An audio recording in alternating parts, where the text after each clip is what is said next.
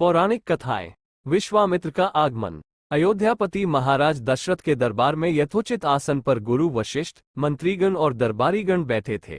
अयोध्या नरेश ने गुरु वशिष्ठ से कहा, हे गुरुदेव, जीवन तो क्षणभंगुर है और मैं वृद्धावस्था की ओर अग्रसर होते जा रहा हूँ। राम, भरत, लक्ष्मण और शत्रुघ्न चारों ही राजकुमार अब वयस्क भी हो चुके हैं। मेरी इच्छा है कि इस शरीर को त्यागने के पहले राजकुमारों का विवाह देख लूं। अतः आपसे निवेदन है कि इन राजकुमारों के लिए योग्य कन्याओं की खोज करवाएं। महाराज दशरथ की बात पूरी होते ही द्वारपाल ने ऋषि विश्वामित्र के आगमन की सूचना दी। स्वयं राजा दशरथ ने द्वार तक जाकर विश्वामित्र की अभ्यर्थना की और आदरपूर्वक उन्हें दरबार के अंदर ले आए तथा गुरु वशिष्ठ के पास ही आसन देकर उनका यथोचित सत्कार किया। लता विटपों के मध्य से होते हुए 6 कोस लंबा मार्ग पार करके वे पवित्र सरयू नदी के तट पर पहुंचे। मुनि विश्वामित्र ने स्नेहयुक्त मधुर वाणी में कहा, हे वत्स, अब तुम लोग सरयू के पवित्र जल से आचमन स्नानादि करके अपनी थकान दूर कर लो, फिर मैं तुम्हें प्रशिक्षण दूंगा। सर्वप्रथम मैं तुम्हें बला और अतिबला नामक विद्याएं सिखाऊंगा। इन विद्याओं के विषय में राम के द्वारा जिज्ञासा प्रकट करने पर ऋषि विश्वामित्र ने बताया, ये दोनों ही विद्याएं असाधारण हैं। इन विद्याओं में पारंगत व्यक्तियों की गिनती संसार के श्रेष्ठ पुरुषों में होती है। विद्वानों ने इन्हें समस्त विद्याओं की जननी बताया है। इन विद्याओं को प्राप्त करके तुम भूख और प्यास पर विजय पा जाओगे। इन तेजोमय विद्याओं की सृष्टि स्वयं ब्रह्मा जी ने की है। इन विद्याओं को पाने का अधिकारी समझकर मैं तुम्हें इन्हें प्रदान कर रहा हूँ। राम और लक्ष्मण के स्नानादि से निवृत्त होने के पश्चात विश्वामित्र जी ने उन्हें इन विद्याओं की दीक्षा दी। इन विद्याओं के प्राप्त हो जाने पर उनके मुखमंडल पर अद्भुत कांति आ गई। तीनों ने सरयू तट पर ही विश्राम किया। गुरु की सेवा करने के पश्चात दोनों भाई तृणशय्याओं पर सो गए। कामदेव का आश्रम। दूसरे दिन ब्राह्म मुहूर्त में निद्रा त्याग कर मुनि विश्वामित्र तृणशय्याओं पर विश्राम करते हुए राम और लक्ष्मण के पास जाकर बोले, हे राम और लक्ष्मण, जागो, रात्रि समाप्त हो गई है। कुछ ही काल में प्राची में भगवान भुवन भास्कर उदित होने वाले हैं। जिस प्रकार वे अंधकार का नाश कर समस्त दिशाओं में प्रकाश फैलाते हैं, उसी प्रकार तुम्हें भी अपने पराक्रम से राक्षसों का विनाश करना है।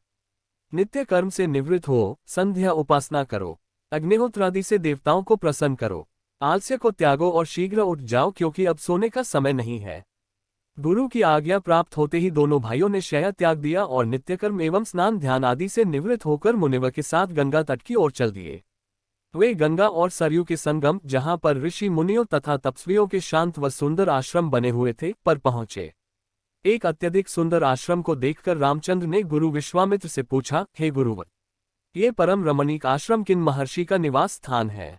राम के प्रश्न के उत्तर में ऋषि विश्वामित्र ने बताया, हे राम, यह एक विशेष आश्रम है। पूर्व काल में कैलाशपति महादेव ने यहाँ घोर तपस्या की थी। संपूर्ण विश्व उनकी तपस्या को देखकर विचलित हो उठा था। उनकी तपस्या से देवराज इंद्र भयभीत हो गए और उन्होंने शंकर जी के तप को भंग करने का निश्चय किया। इस कार्य के लिए उन्होंने कामदेव को नियुक्त कर दिया। भगवान शिव पर कामदेव ने एक के बाद एक कई बाण छोड़े, जिससे उनकी तपस्या में बाधा पड़ी। क्रुद्ध होकर महादेव ने अपना तीसरा नेत्र खोल दिया। उस तीसरे नेत्र की तेजोमय ज्वाला से जलकर कामदेव भस्म हो गए। देवता होने के कारण कामदेव की मृत्यु नहीं हुई, केवल शरीर ही नष्ट हुआ। इस प्रकार अंग नष्ट हो जाने के कारण उसका नाम अनंत हो गया और इस स्थान का नाम अनदेश पड़ गया। ये भगवान शिव का आश्रम है, किंतु भगवान शिव के द्वारा यहाँ पर कामदेव को भस्म कर देने के कारण इसे कामदेव का आश्रम भी कहते हैं। गुरु विश्वामित्र की आदेशानुसार सभी ने वहीं रात्रि विश्राम करने का निश्चय किया। राम और लक्ष्मण दोनों भाइयों ने वन से कंदमूल फल लाकर मुनिवर को समर्पित किए और गुरु के साथ दोनों भाइयों ने प्रसाद ग्रहण किया। तत्पश्चात स्नान, संध्या उपासना आदि से निवृत्त होकर राम और लक्ष्मण गुरु विश्वामित्र से अनेक प्रकार की कथाएं तथा धार्मिक प्रवचन सुनते रहे। अंत में गुरु की यथोचित सेवा करने के पश्चात आज्ञा पाकर वे परम पवित्र गायत्री मंत्र का जाप करते हुए तृणशय्याओं पर जा विश्राम करने लगे। दोस्तों, आपको ये कथा अच्छी लगी हो तो चैनल को सब्सक्राइब करें और बेल आइकन को दबाना न भूलें।